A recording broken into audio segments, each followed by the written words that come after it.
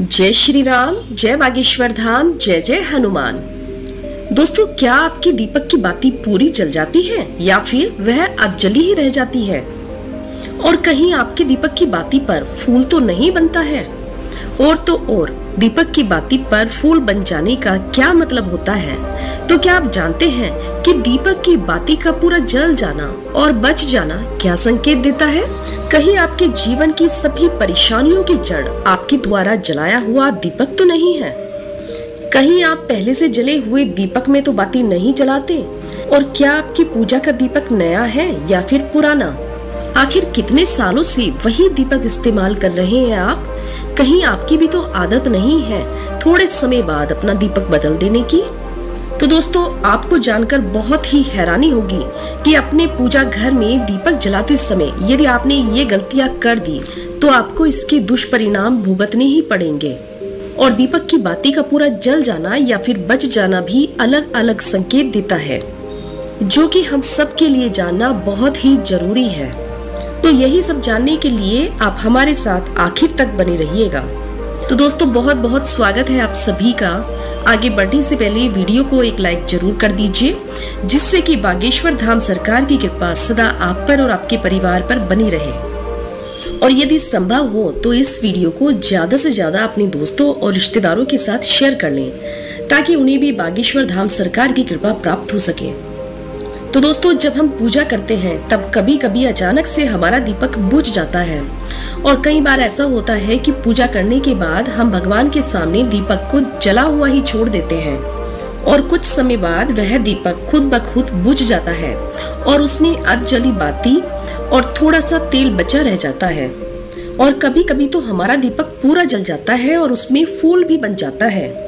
इन सभी घटनाओं के अलग अलग सकारात्मक और नकारात्मक प्रभाव होते हैं। यदि दीपक में फूल बन रहा है तो इसका सीधा सा परिणाम है कि भगवान ने हमारी पूजा को स्वीकार कर लिया है और वह हमसे प्रसन्न है, और इसका संकेत वह बाती में बनी फूल के माध्यम से देते हैं। यदि आपके घर में दिव्य शक्तियाँ मौजूद हैं और आपके साथ साथ वह भी ईश्वर की साधना में अपना ध्यान लगाती हैं, तो ऐसे में आपके दीपक की बाती में एक से अधिक फूल बनते हैं, और कभी कभी तो साक्षात किसी देवी देवता का स्वरूप भी दीपक में दिखाई देने लगता है। तो यदि आपके दीपक में फूल बन रहा है तो वास्तव में आप बहुत ही भाग्यशाली हैं। इसी के साथ ही साथ दीपक जलने के भी कुछ खास नियम आपको जरूर जानने चाहिए। दोस्तों, यदि आप पहले से जले हुए दीपक में अपनी बाती रखकर दीपक जलाते हैं तो ऐसा करने पर दुर्भाग्य कभी भी आपका पीछा नहीं छोड़ता है। यदि दीपक में पहले से जली हुई बाती की राख, घी या तेल या फिर कलौंज है और आपने फिर से अपनी नई बाती उसी दीपक में रखकर जला दी, तो ऐसा करने से भगवान आपसे प्रसन्न होने के बजाय नाराज हो जाते हैं और आपको इसके दुष्प्रभाव देखने को मिलते हैं। आपके बनते हुए सारे काम बिगड़ने लगते हैं। तेजी के साथ आपकी तिजोरी का धन खर्च होने लगता है और धन आने के सारे रास्ते भी बंद हो जाते हैं।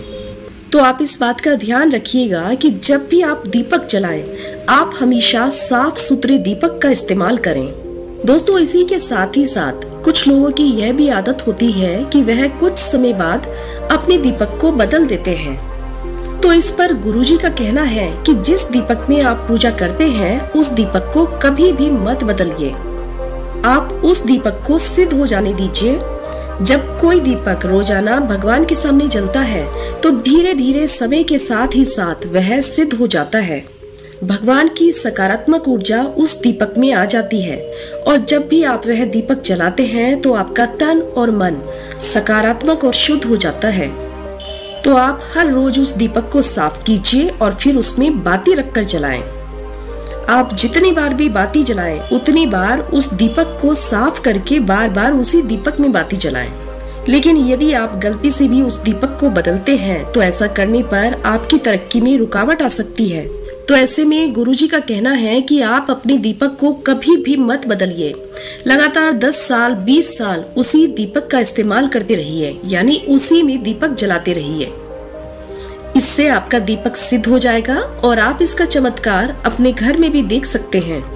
यदि आपके घर में कोई भी रोगी हो, कोई बीमार हो या फिर किसी का बुखार नहीं जा रहा हो, तो आप इस दीपक को थोड़ी देर के लिए किसी पानी के बर्तन में डालिए। अब उस रोगी को ये पानी पिला दीजिए। 10 से 15 मिनट में ही उसका बुखार उतर जाएगा। वहीं यदि आपके घर में किसी की नजर लगी हो, या फिर आपके व्यापार में किसी की नजर लगी हो, या फिर आपका काम धंधा अच्छे से नहीं चल रहा हो, तो ऐसी स्थिति में आप तांबे के बर्तन में पानी भरकर उस दीपक को उसमें डाल दीजिए और रात भर के लिए दीपक को उसी बर्तन में छोड़ दीजिए और सुबह उठकर उस पानी का छिड़काव अपने घर में, अपनी दुकान में करिए। ऐसा करने पर आपको साफ साफ परिणाम दिखाई देंगे, क्योंकि जब हम लगातार किसी वस्तु का इस्तेमाल अपनी पूजा में करते हैं तो वह वस्तु सिद्ध हो जाती है। भगवान की जो ऊर्जा होती है वह उस वस्तु में समा जाती है। तो इसलिए कभी भी अपने मंदिर का दीपक बदलने की गलती ना करें। दोस्तों, यदि कभी आपके मंदिर का दीपक टूट जाता है या खराब हो जाता है या फिर खंडित हो जाता है, आप ऐसी स्थिति में ही उस दीपक को बदल सकते हैं। लेकिन उस टूटे हुए दीपक को आप फिर भी न फेंकें और उस टूटे हुए दीपक को अपने घर में संभाल कर रखें, क्योंकि यह भगवान की सकारात्मक ऊर्जा का भंडार होता है। वहीं अब आपको ये भी बता देते हैं कि यदि आपकी बाती पूरी नहीं जलती और आपके दिए में घी भी बच जाता है तो इसका क्या परिणाम होता है।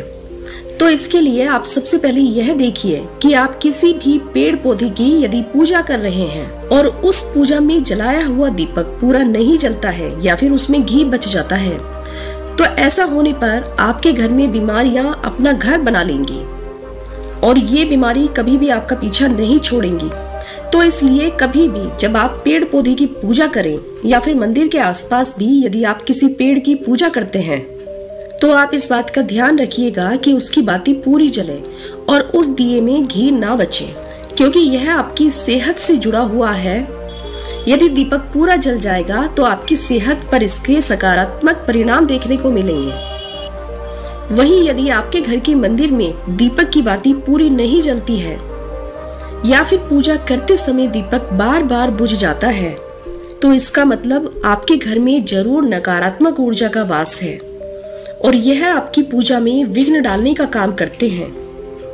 दोस्तों, यदि हमारे घर में कोई बुरी शक्ति होती है या फिर बुरी ऊर्जा होती है जो कि यह नहीं चाहती कि आपके घर में भगवान का नाम लिया जाए या फिर भगवान की कृपा हो, तो इसलिए ये बुरी शक्तियां आपकी पूजा सफल नहीं होने देती, क्योंकि दोस्तों एक वातावरण में एक ही प्रकार की शक्तियां रह सकती हैं।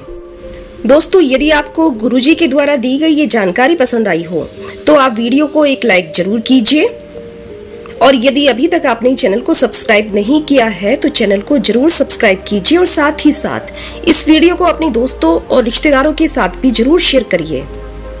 अब आप सभी एक बार हमारे साथ भगवान श्री राम के नाम का जयकारा लगा दीजिए। जय श्री राम, जय बागेश्वर धाम। अपना ख्याल रखिए, स्वस्थ रहिए, सुरक्षित रहिए। आपसे पुनः भेंट होगी इसी प्रकार की नई नई जानकारियों के साथ। जय श्री राम।